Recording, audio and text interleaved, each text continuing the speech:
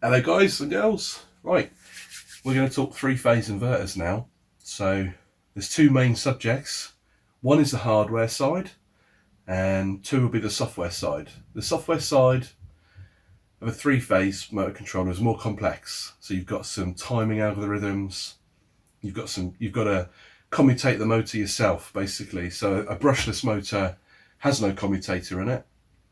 So you need to commutate it in software, which is okay. And depending on whether you've got an induction motor three-phase or a permanent magnet synchronous motor, there's some subtle differences in there, but important nonetheless. And there's certain things you can get away with induction that you can't with synchronous, permanent magnet synchronous.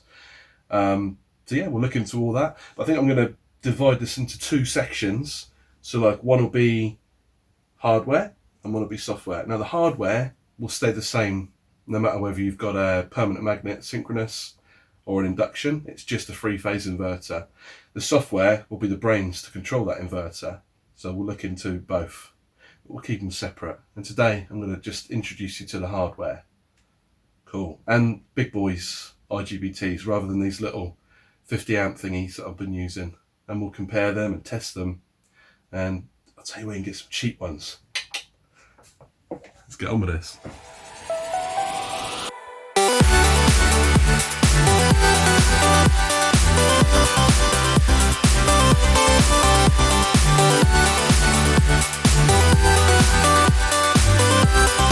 When you come in to do your main controller, instead of paralleling like 10 of these, you might find it's easier to use some of these or some of these. Let's have a quick look what they are. These are singles. They're igbts. They're rated at 400 amp, 600 amp max. So 51, 52, 53. They're 8 times more powerful than this one. And they're much easier to make a tidy controller out of because you can just bolt copper bus bar straight to them.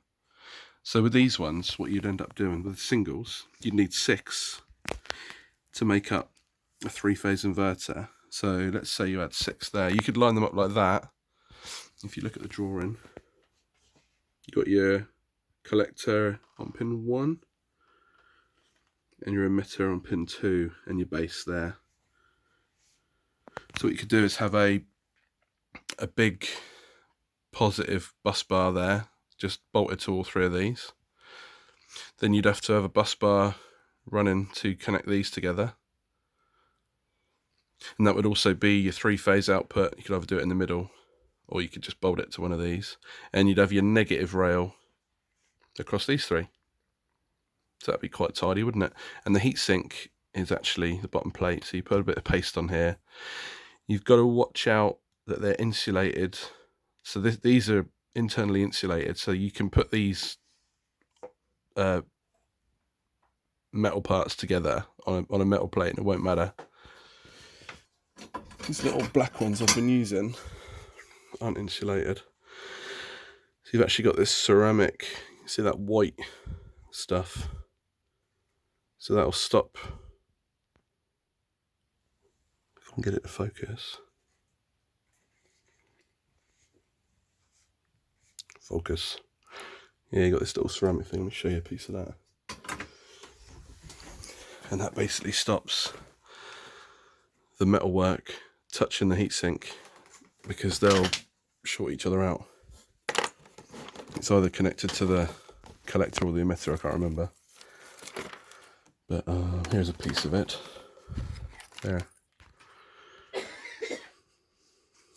So you put heatsink on both sides and it stops it electrically isolates it from, so this allows heat to pass through it, but not electricity. So it electrically isolates it from the heatsink. So if you check your data sheets on these are the semicron.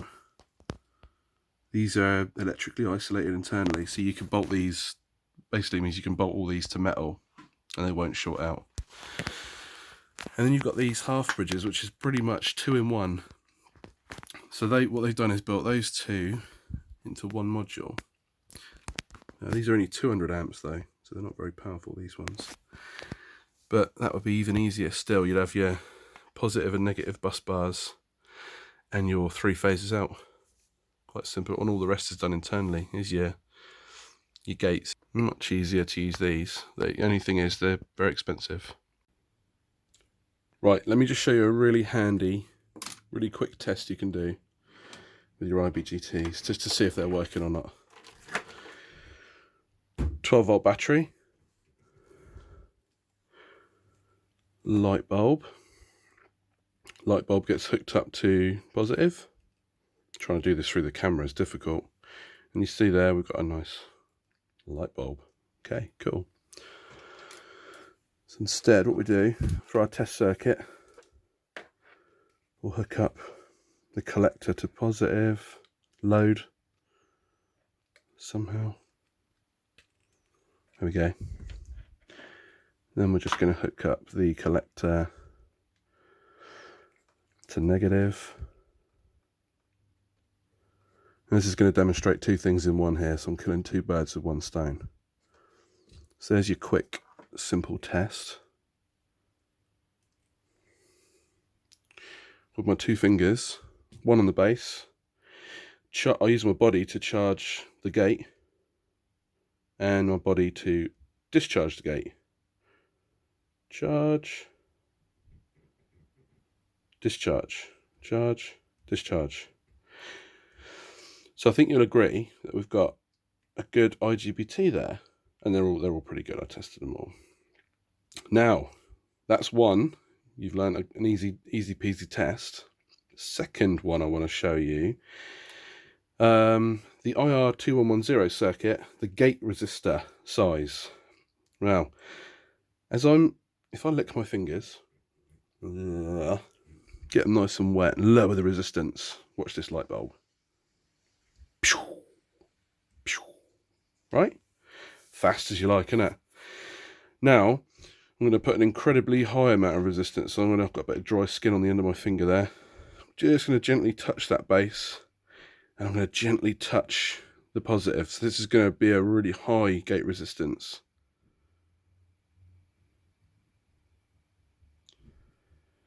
Can you see that?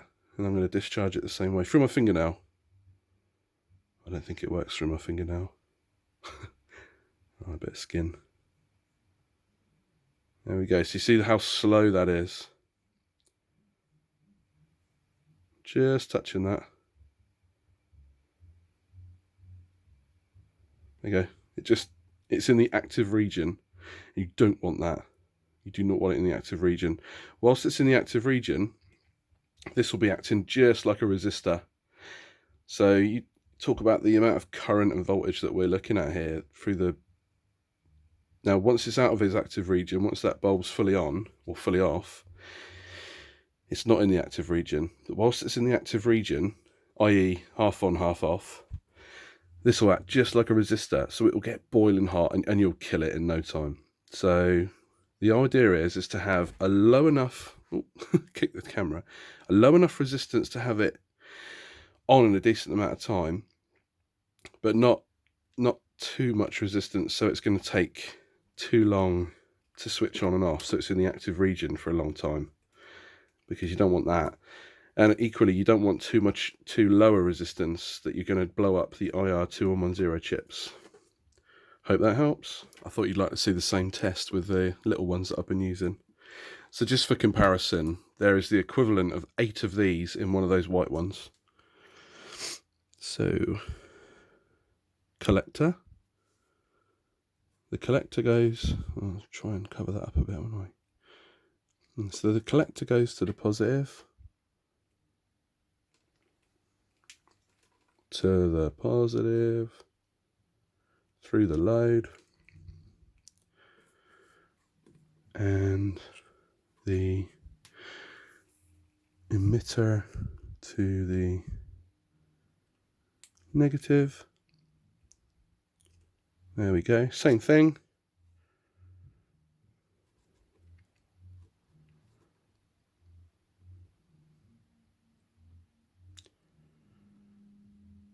Let's compare the gate with my high resistance charging.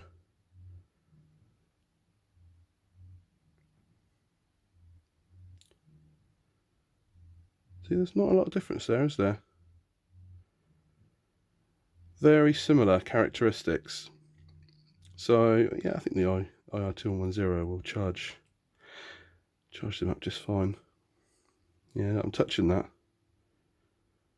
Very similar characteristics, if not identical. I'm quite pleased with that. But yeah, very similar gate characteristics from the small ones to the big ones. So there'd be no special requirements to drive those. The old circuit should do it fine.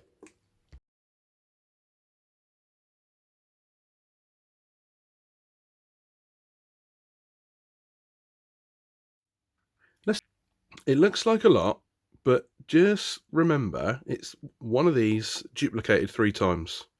And it's one of these duplicated 3 times. So it's there's actually only, look at the list of components. You know, there's only like 10 components on there, so don't worry about it. It's fine. There might not be 10, I didn't count, but there's not many. Look. 1, 2, 3. Resistors, don't even count them. 4, 5, 6, 7, 8. There's like 8 or 10 components. It's like nothing. Yeah, right. 9, 10, 11. All right, okay. Okay, right. Let's check this out. So it's a bit messy. I'm terrible at drawing. Awful. And this is the worst bit here. I had to try and squeeze these in. I didn't think about that. Essentially what you've got is you've got your 3 IR2110s, but there are a lot of hardware considerations to take into this, and I want you to pay close attention, because if you mess any of these up, you're just going to blow it. So it needs to work properly. Essentially, if you use the components that I've outlined here, you'll be fine. So power comes in from the Arduino. You've got 6 inputs, obviously, to give 6 outputs. Let's start off with how a 3-phase inverter works. Okay, so this is our motor. Okay, now essentially we've got 6 options. We can go current this way through these 2 converters, that's 1. Current this way through these 2, that's 2. We can go current this way through these 2, that's 3. Now we can do that same again, but all in the reverse direction. So that way 4, that way 5, that way 6. That's our 6 options we have, and this setup gives you those 6 options. So if we want to send current in this direction from this one, then let's think about it. We've got our DC coming in, and all this inverter does is convert DC back to AC. It's easy peasy. All controlled by a microprocessor. Forget all this for a minute. Let's just look at the drive. And don't even worry about any of this. Let's just look at these 6 switches. Imagine them that they're just switches. You press a button. So we're going to press 2 buttons at once. Push to close switches they are, right? Now, if we want current to flow in this direction, in these 2 coils, or if it was wired in delta, it would just be 1 coil. But we'll look into that later. Don't worry. Delta and star are very simple to understand. This is a star connection. So we want current to flow from there to there in that direction. So we're going to switch on. Let me think about this. That one. We'll make yeah, conventional current flow. Let's just pretend for a minute current flows from positive to negative. Okay, in this stupid little example. So we want this one to be positive and this one to be negative. So we switch on that one and that one, right?